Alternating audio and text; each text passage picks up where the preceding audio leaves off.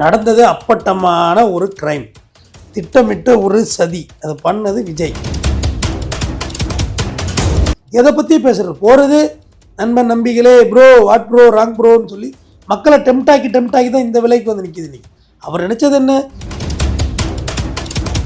நீ வந்து கூட்டத்தை கூட்டி பண்ணிட்டா எலெக்ஷனில் ஓட்டு போட்டுருவாங்க. இதெல்லாம் தவறான ஒரு அஜெண்டா. இது அப்படியே தெரிஞ்சு போச்சு. இதெல்லாம் அப்படியே பிஜேபியோட கலரிங் அப்படியே வெளுக்க ஆரம்பிக்குது பாருங்க. எல்லா பயிலும் சேர்ந்து திமுகவை அழிக்கணும்.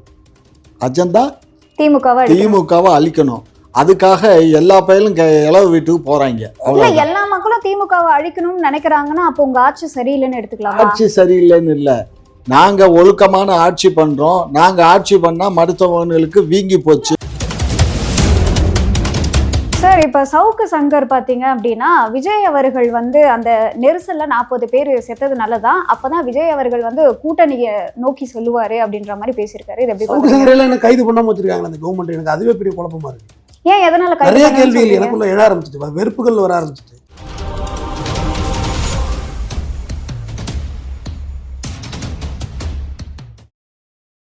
குக்கு செய்தி நேயர்களுக்கு வணக்கம். நான் உங்க தீபிகா. இன்று நிகழ்ச்சியின் சிறப்பு விருந்தினர்கள் திமுகவின் மூத்த முன்னோடி முனைவர் காமாட்சி நாயுடு அவர்கள் மற்றும் வழக்கறிஞர் RS தமிழ்வேந்தன் அவர்கள். இருவருக்கும் வணக்கம். வணக்கம் சார், விஜய் அவர்கள் வந்து கைது செய்யணும் அப்படின்னு சொல்லி ஒரு குறிப்பிட்ட மக்கள் வந்து சொல்றாங்க. ஒரு சில பேர் வந்து அவர் மேல தப்பு கிடையாது அப்படின்னு சொல்லிட்டு இருக்காங்க. இதை எப்படி பாக்குறீங்க? அவர் மேல தப்பு கிடையாதுன்னு சமூக வலைதளத்தில் எழுதிட்டு இருக்காங்க. எல்லாரும் மனசாட்சிக்கும் தெரியும் யார் மேல தப்பு என்னங்கிறது. விஜய் மேலதான் தப்பு, அதில் என்ன மாற்றுக்கிறது? ஆனால் இதில் எல்லா பொலிட்டீஷியனும் ஒரு ஜம்பானாங்க பாருங்க. எனக்கு அதுதாங்க பெரிய ஆச்சரியம். யாரெல்லாம் இவர் அடித்து கழுவி ஊற்றுவாங்கன்னு நினச்சோமோ அவங்க எல்லாமே அப்படியே விஜய் பக்கம் போய் நின்றுட்டாங்க. இப்போ ஆல்மோஸ்ட் இப்போ வந்து தமிழ்நாட்டில் நம்ம மழை வெள்ளத்தை பார்த்தோம். வருஷம் மழை வெள்ளம் நம்ம பாதிக்கப்படுறோம். டெல்லியில் வந்துட்டு விவசாயிகள் போய் நிர்வாண போராட்டம் வரையும் நடத்தினாங்க. தடகள வீராங்கனைகள் போய் போராட்டம் நடத்தினாங்க. எந்த வழக்குக்குமே மத்திய அரசு ஒரு குழுவோ நேரில் வந்து பார்க்கவோ இல்லை. ஆனால் நீ ஹேமமாலினி வரைக்கும் வர்றாங்க. இல்லை, மணிப்பூரில் நடந்தது, மணிப்பூர் கலவரத்துக்கு இன்னைக்கு வரைக்கும் பிரதமர் போகல. ஆனா இவங்க வந்து ஹேமமாலினி அனுப்புறாங்க, நிர்மலா சீதாராமன் வர்றாங்க. எதுக்கு வர்றாங்க? எல்லாரும் வந்து அண்ணாமலையை விட்டு விஜய் மேல தப்பு இல்லை அப்படின்னு பேச வைக்கிறாங்க. சீமான் பேசுறாரு விஜய் மேல தப்பு இல்லைன்னு சீமான் பேசுறாரு. எடப்பாடி பழனிசாமி பேசுறாரு சீமான் மேல, இவர் தம்பி விஜய் மேல தப்பு இல்லைன்னு. அப்ப இதுல இருந்து என்ன தெரியுது? நான் ஒன்னு சொல்லுவேன் சார், இது அப்படியே நீங்க திமுக பக்கமும் எடுத்துக்கிட்டீங்க அப்படின்னா இந்த ஓவியா, கைடலோகர், சில அதாவது சினிமா திரை பிரபலங்களும் கூட வந்து விஜய்க்கு எதிராக சில பேர் பேசினாங்க. இவங்கெல்லாம் கூட இந்த வெள்ளம்லாம் வரும்போது எதுவும் வந்து பேசினதே கிடையாது, நிவாரணம் கொடுத்தது கிடையாது. இந்த நேரத்துல இவங்களும் வந்து பேசியிருக்காங்க. எதுக்குமே படம் கொடுத்தது இல்லை. இலங்கை தமிழர் பிரச்சனை எப்ப விஜயகாந்த் உயிரோட இருந்தாரு, வேற 500 ரூபா கொடுத்துட்டு போயிருக்காரு விஜய் மக்கள் இயக்கம்னு சொல்லி. ஆனா யாரையெல்லாம் நீங்க பொறுக்கி போயின்னு சொல்றீங்களோ, சிலம்பரசன் அவன் 2 லட்ச ரூபா கொடுத்துட்டு போறான். என் வயசுக்காரர் தான், என்ன அவன் சொல்லலாம், தப்பு கிடையாது. சிலம்பரசனுக்கு எனக்கு 1 வயசு தான். ஆனால் அவருக்கு அன்னைக்கு வரைக்கும் பொண்ணு கிடைக்க விட பண்ணுறானுங்க. ஆனால் இதே விஜய் அவர்கள் அன்றைக்கி வேறு 500 ரூபா கொடுத்துட்டு போகிறாரு. இன்றைக்கி அவருக்கு மக்கள் மேலே என்ன அக்கறை வந்துருச்சு, வந்து இறங்கினார். இங்கே பாருங்கள், நடந்தது அப்பட்டமான ஒரு கிரைம், திட்டமிட்ட ஒரு சதி. அதை பண்ணது விஜய். ஏன்னா 12:30 மணிக்கு போக வேண்டிய நீங்கள் வந்து 7 மணிக்கு போய் கூட்டத்தை ஃபுல்லாக ரேட் பண்ணி லைட்டை போட்டு காமிக்கிறீங்க. என்ன அது? இது ஒரு காலத்தில் சொல்லுவாங்க, பஸ் ஸ்டாண்ட் புளியாமரத்துக்கு கீழே பொம்பளை 2 லைட் அடித்தாங்கன்னு சொல்லுவாங்க. நமக்கு தெரியாது, அந்த ஜெனரேஷனில் சொல்லுவாங்க. அந்தமாரி லைட்டை போட்டு காமிக்கிறீங்க. என்ன அது? மக்களை வந்து அந்த ப்ரோவோக் பண்ணுறீங்க. நீங்கள் அவங்கள வந்து அதை அப்படி டெம்ப்டேட் பண்ணுறீங்க. எந்த மேடையில் வந்து அவருடைய கொள்கை தலைவர்களை பற்றி ஒரு 10 நிமிடம் உரையாற்றிருக்காரு சொல்லுங்கள். ஒரே ஒரு ஸ்பீச் எடுத்து காட்டுங்க. தந்தை பெரியாரை பற்றியோ அல்லது அம்பேத்கரை பற்றியோ அல்லது அஞ்சலை மேலே பற்றியோ அவர் ஒரு 5 நிமிடம் பேசின வீடியோக்கள் ஏதாவது உங்கள்கிட்ட இருக்குது? இல்லவே இல்லை. எதை பற்றி பேசுகிறது? போகிறது நண்பன் நம்பிகளே, ப்ரோ வாட் ப்ரோ ராங் ப்ரோன்னு சொல்லி மக்களை டெம்ட் ஆக்கி தான் இந்த விலைக்கு வந்து நிற்கிது. இன்னைக்கு அவர் நினச்சது என்ன? எடப்பாடி பழனிசாமிகிட்ட கூட்டணி பேசினார். அவர் ஒர்க் அவுட் ஆகலை. அவரா பதவி கொடுத்தவங்களே தூக்கி வெளியே போட்டு உட்காந்துருக்காரு. அவர்கிட்ட கூட்டணி பேச முடியுமா? அவர் ஒர்க் அவுட் ஆகலை. பிஜேபி அப்படி இப்படிமா இழுபறியாக இருந்துச்சு. கொள்கை எதிரினார், இங்கே அரசியல் எதிரினார். ரைட்டு. 2 பேர் 3 பேர் கிளைம் பண்ணுறது கொங்கு மண்டலத்தை. எப்படின்னா அண்ணன் செந்தில் பாலாஜி அவர்கள் கொங்கு மண்டலத்தோட பிரதிநிதியாக தன்னை சொல்லிப்பார். எடப்பாடி பழனிசாமி தன்னை கொங்கு பெல்ட்னு அவர் சொல்லிப்பார். அண்ணாமலை அவர்கள் தன்னை கொங்கு பெல்ட்டோட கிரெடிட்டாக நினைப்பாங்க. அதாவது ஒரு ஜாதி தான் எல்லாருமே, ஒரு ஜாதிக்காரங்க நாங்கள் தான் இது கூட என்டையர் ரெப்ரசன்டேட்டிவ் ஃபார் கொங்கு பெல்ட்னு சொல்லிக்கிறவங்கள்ட்ட நான் போடுறேன் பாரு கூட்டத்துன்னு போட்டது தான் இந்த விளைவு. இல்லைன்னா கரூர் ஸ்லாட்டிலே இல்லையே, அவர் வட சென்னையில் இருந்திருக்கணும் அந்த தேதியில். இப்ப திமுக விட மக்கள் செல்வாக்கு எனக்கு தான் அதிகமா இருக்கு அப்படின்னு திட்டமிட்டு காட்டுறதுக்காக இந்த விஷயத்த பண்ணியிருக்காரு யோகி அப்படின்னு பாபு வந்தா கூட தான் கூட்டம் வரும். அதனால யோகி பாபு முதலமைச்சர் ஆக்கிடுவோமா? எப்படி லாஜிக் இல்லாதது? இப்போ அரசியல்ங்கிறது வேற, வேடிக்கை பார்க்க வர்றதுங்கிறது வேற. தமன்னா கூட தான் துணிக்கடை இது நகைக்கடை திறக்க போனாங்க. சேலமே சம்பிச்சு நின்னுது. தமன்னா நாளைக்கு எம்எல்ஏக்குன்னா ஓட்டு போட்டுருவாங்களா? இளவுக்கு வர்றவங்களாம் தாலி இருக்க மாட்டாங்கம்மா. அதுக்குன்னு ஒரு லாஜிக் இருக்கு. ஆனால் 41 பேர் இறந்தும் எனக்கு என்னன்னா, இடையில இவங்கெல்லாம் அடிக்க ஆரம்பிச்சதை விட்டோடனே எனக்கே ஒரு மாதிரி ஆயிட்டு. ஏன்னா டே ஒன்லேருந்து நான் விஜய் அடிச்சுக்கிட்டே இருக்கிறேன். எனக்கு என்ன ஆகி போச்சு, என்னடா ஆளாளுக்கு பம்புறாங்கன்னு பார்த்தா எல்லாமே சன் பரிவாளர் கும்பலோட ரெப்ரசன்டேட்டிவ்ங்கிறது அப்புறம் தான் தெரிஞ்சுது. எல்லாம் தோலை உரிச்ச பிறகு தானே தெரியுது யாருன்னு. காற்று அடிக்கும்போது காகமும் பறக்கும், காகிதமும் பறக்கும். காற்று நின்ன பிறகு தான் காகம் எது காகிதம் தெரியும். காற்று நின்ன பிறகு காக்கா பறக்கும், காகிதம் பறக்காது, கீழே விழுந்துடும். அது மாதிரி தான் இவங்கெல்லாம் இந்த சோர்ஸ் பண்ணது.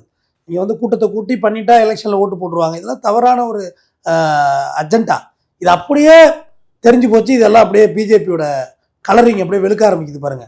இப்போ என்டையராக ஒன்னே விஜய் ஆல்ரெடி பிஜேபியோட பி டீமாக இருக்கணும், இல்லை இப்போ பி டீமாக மாறிப்பார். சரி, இப்போ ஒரு கட்சி மட்டும் பாஜக மட்டும் அவருக்கு சப்போர்ட் பண்ணா பரவாயில்ல, எடப்பாடியுமே சப்போர்ட் பண்றாரு, சீமான் அவர்களுமே சப்போர்ட் பண்றாரு, மக்களுமே நிறைய பேர் சப்போர்ட் எல்லாருமே ஒரே பண்றாங்க. நேரேஷன்ல இருக்காங்க. ஒரு விஷயம் நல்லா தெரிஞ்சுக்கோ, எல்லா பயிலும் சேர்ந்து திமுகவை அழிக்கணும். அஜெண்டா திமுகவை அழிக்கணும். அதுக்காக எல்லா பயிலும் இளவு வீட்டுக்கு போறாங்க. அவ்வளவு எல்லா மக்களும் திமுகவை அழிக்கணும்னு நினைக்கிறாங்கன்னா அப்போ உங்க ஆட்சி சரியில்லைன்னு எடுத்துக்கலாம். ஆட்சி சரியில்லைன்னு இல்ல, நாங்க ஒழுக்கமான ஆட்சி பண்றோம். நாங்க ஆட்சி பண்ணா மருத்துவர்களுக்கு வீங்கி போச்சு. மக்களுக்கு தேவையானது பாத்தீங்க அப்படின்னா ஒழுக்கமான ஆட்சி தான். அது இருக்கும் போது ஏன் அழிக்கணும்னு அத மக்கள் எங்களை வெறுக்கல. நல்லா புரிஞ்சுக்கோங்க, மக்கள் எங்களை வெறுக்காதனாலதான் 2021 ஆட்சி பொறுப்புல உட்காத்தி வச்சாங்க. நாங்க சரியான ஆட்சி பண்ணாம இருந்திருந்தா 24 மீண்டும் எங்களுக்கு 39+1 40 தேர்ந்தெடுத்து கொடுத்துருக்க மாட்டாங்க. இன்றைக்கு எங்களுக்கு மக்களுடைய சொல்வாக்கு, எல்லா பத்திரிகையும் என்ன எழுதுறாங்க, எல்லா ஊடகங்களும் என்ன சொல்லுது, மீண்டும் திராவிட முன்னேற்ற கழகம் 26 ஆட்சிக்கு வரும்னு தான் சொல்றாங்க. இதை பொறுத்துக்க முடியாததுதான் எடப்பாடி ஏற்கனவே நான் தான் முதலமைச்சர்னு அவர் ஒரு சூழல் வச்சு அவர் சுற்றுப்பயணம் பண்றாரு. அதுக்கு நான் தான் முதலமைச்சர் சொன்னதுனால இந்த தம்பியை அவங்க கூட்டணிக்கு சேர்த்துக்கிடல. ஏன்னா இவர் நான் தான் முதலமைச்சர்னு சொல்றதுங்கிற அந்த காரணம் அது முடிஞ்சு போச்சு. அடுத்து இப்ப என்ன பிளான்னா, பிஜேபி உடனடியா நடந்து நிகழ்ச்சி முடிஞ்சிருக்கு. உடனே நிர்மலா சீதாராமன் வர்றாங்க, ஹேமா மாலினி கமிட்டி வருது, உடனே அண்ணாமலை பேட்டி கொடுக்குறாரு. இதெல்லாம் எதை காட்டுது? நீங்க இதை கம்பேர் பண்ணும் போது நீங்க அப்படியே எடுத்துக்கிட்டீங்கன்னா 8 மணிக்கு நியூஸ் அதாவது இந்த மாதிரி ஒரு சம்பவம் நடக்குதுன்னா 8:15க்கு அன்பில் மகேஷ் பொய்யாமொழி ஹாஸ்பிட்டலுக்கு போறாரு, 8:30க்கு செந்தில் பாலாஜி போறாரு. இது எப்படி உடனே இருமா, கரூருக்கும் திருச்சிக்கும் எவ்வளவு தூரம்? கரூருக்கும் திருச்சிக்கும் எவ்வளவு தூரம்? வெறும் 40 கிலோமீட்டர். சொல்றத கேளு, வெறும் 40 கிலோமீட்டரு. அவங்க அங்கிருந்து அங்க போறதுக்கு மேக்சிமம் மிஞ்சி போனா 30 நிமிஷம் தான். காரணம் 15 நிமிஷத்துல போல. அவர் போனது 30 நிமிஷம், கிட்டத்தட்ட 1 மணி நேரம் கழிச்சு தான் போனாரு. அது உங்களுக்கு பார்க்கறதுக்கு அப்படி தெரியுது. அவர் 1 மணி நேரம் கழிச்சு தான் அவர் செந்தில் பாலாஜி அப்போ அன்னைக்கு ஆஸ்பத்திரியில் இருக்காரு, இவர் அங்கே போறாரு. புரியுதா?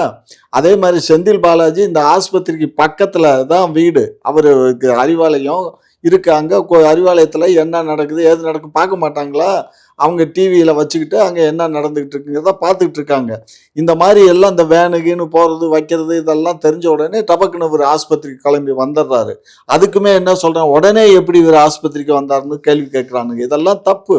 ஏன்னா அடுத்த தெரு, அது ரொம்ப தூரம்லாம், அடுத்த தெருவில் அறிவாலயத்தில் உட்காந்து அவங்க காணொலியில் பார்த்துக்கிட்டு இருக்காங்க. பார்த்து இது செய்தி வந்த உடனே டபக்குன்னு கிளம்பி பொடுநடையாக வந்தால் கூட 6 நிமிஷம். புரியுதா? அதனால அவர் அங்க வந்துட்டாரு.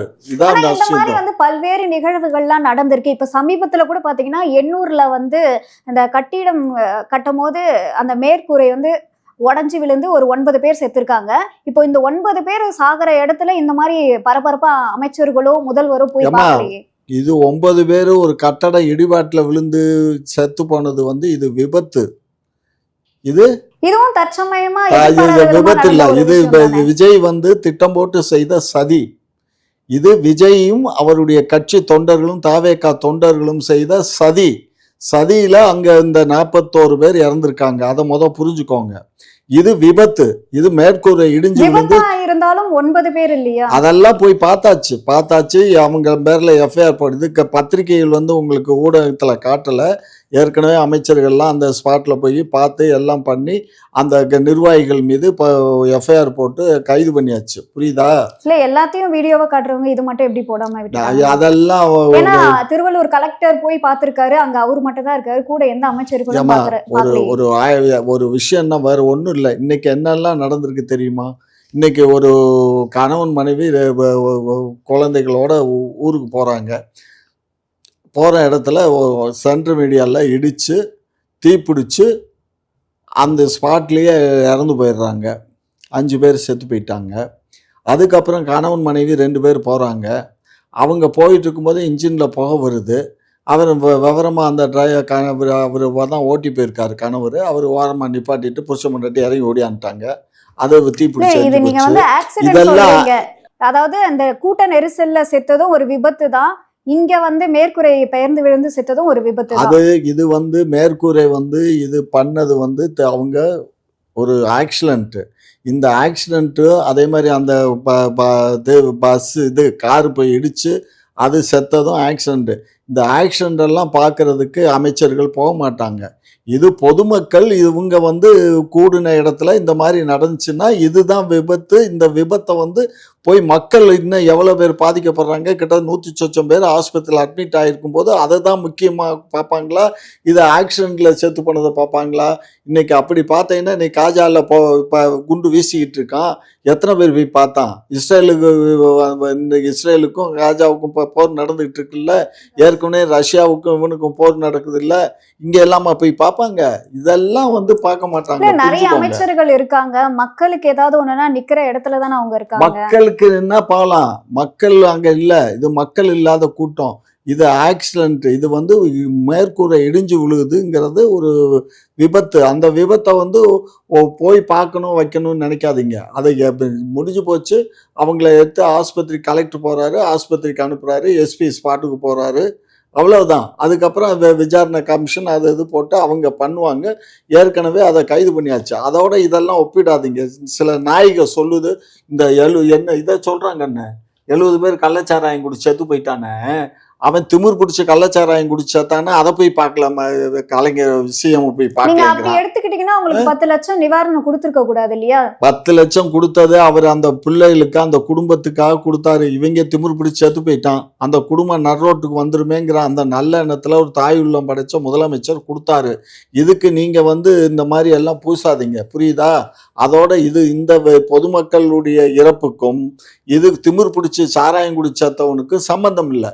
நீங்க ஒன்னோட ஒன்ன கனெக்ட் பண்ணி பேசாதீங்க சார். இப்ப சவுக்கு சங்கர் பாத்தீங்க அப்படின்னா விஜய் அவர்கள் அந்த நெரிசல்ல 40 பேர் செத்தது நல்லதான், அப்பதான் விஜய் அவர்கள் கூட்டணியை நோக்கி சொல்லுவாரு அப்படின்ற மாதிரி பேசியிருக்காரு. இது எப்படி சவுக்கு சங்கர் எல்லாம் என்ன கைது பண்ணாம வச்சிருக்காங்க அந்த கவர்மெண்ட்? எனக்கு அதுவே பெரிய குழப்பமா இருக்கு.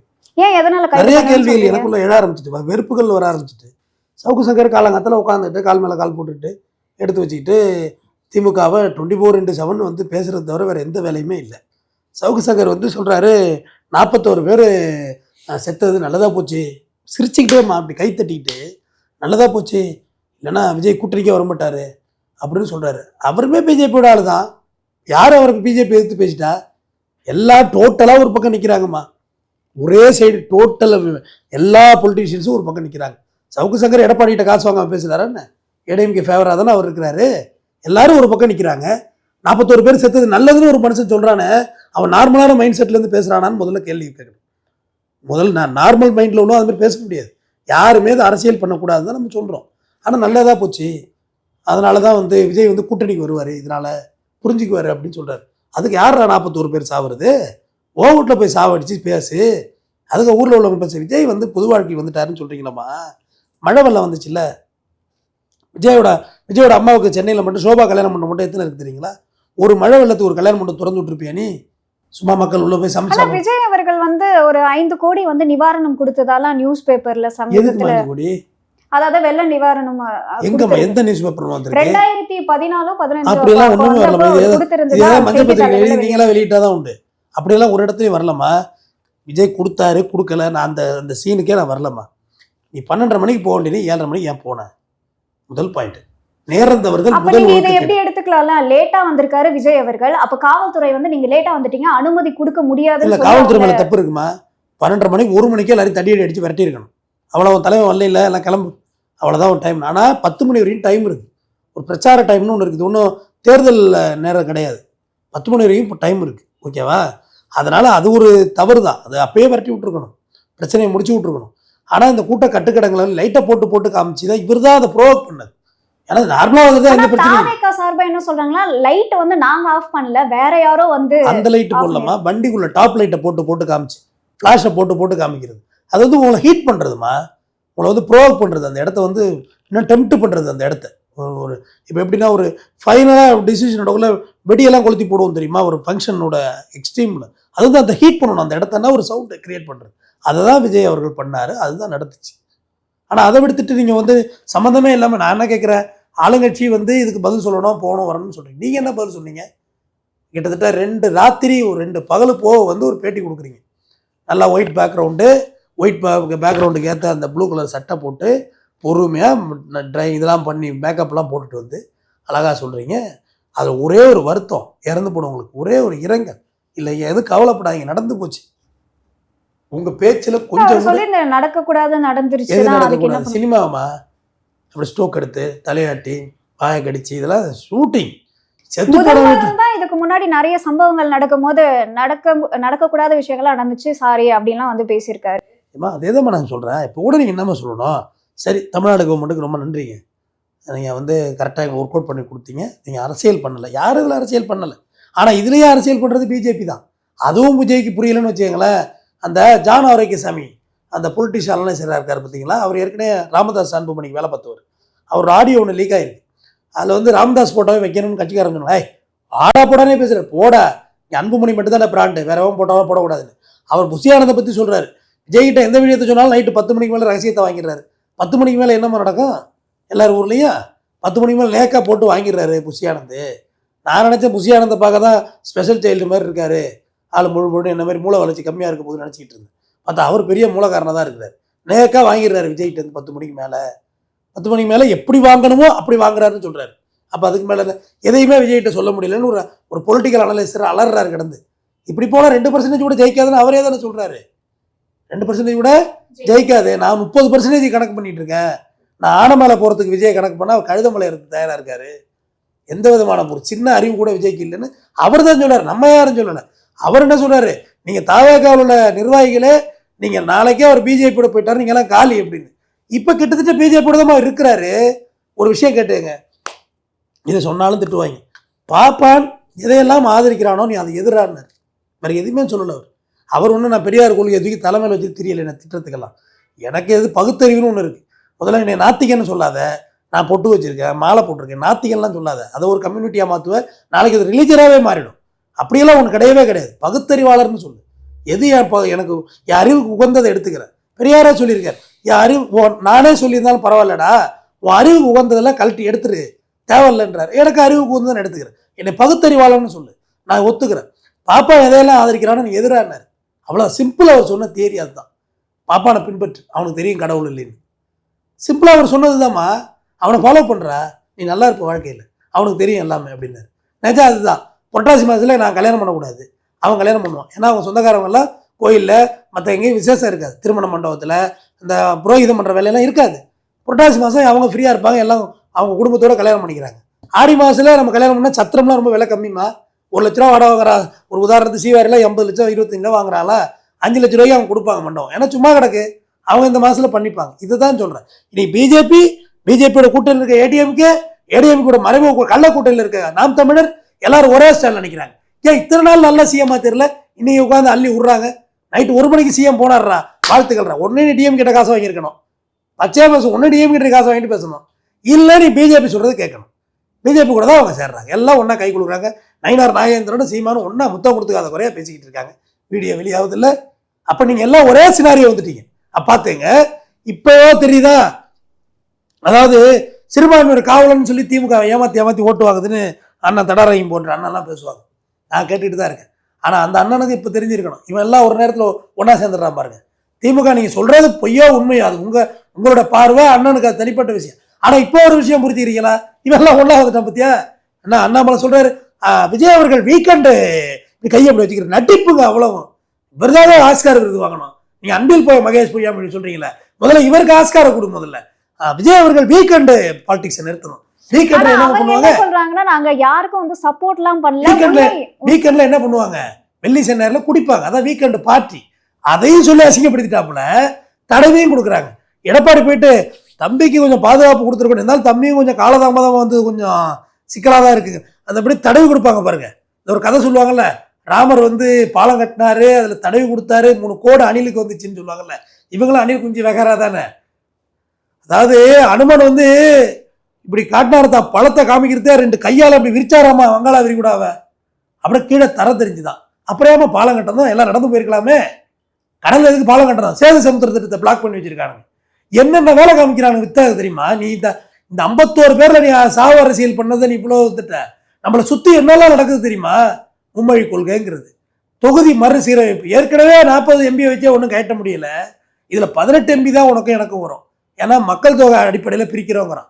நம்ம அந்த குடும்ப கட்டுப்பாடு முக்கோண சின்னத்தையெல்லாம் கட்டிட்டு புள்ள குட்டி பத்துக்கல, அவன் நிறைய பத்து வச்சிருக்கான். மெஜாரிட்டி இருக்கு, நம்மள்ட்ட மெஜாரிட்டி இல்லையே. கல்வியில பொருளாதாரத்தில் வளர்ச்சியில யாரு இருக்கானோ நம்ம கூடுதல் தொகுதி கொடுக்கணும்னு சொல்லணும்ல. நமக்கு முறைப்படி 60 தொகுதி வரணும், கொடுப்பானா? 543 தொகுதியில காலி. அது எந்த விதமான அரசியல் இல்லாம வெறும் இன்ஸ்டா இன்ஃபுளுன்ஸ். திருச்சி சாதனா வந்து மீட்டிங் போட்டா கூட கூட்டம் வருமா? பரவாயில்லையா? ஓட்டு போறியா? திருச்சி சாதனாவுக்கு ரவுடி பேபி சூர்யா ஒன்னாவது பேச வைக்கிற, ஓட்டு போறியா? ஜேபி முத்த பேச வைப்போம், கூட்டம் வரும், ஓட்டு போறியா? அப்படி கூட இன்ஃபுளுன்ஸ் மாதிரி வந்து மேடையில் நின்றுட்டு எந்த விதமான அடிப்படை அரசியலும் புரியாம ஒன்று கிடக்கணும் உளறிக்கிட்டு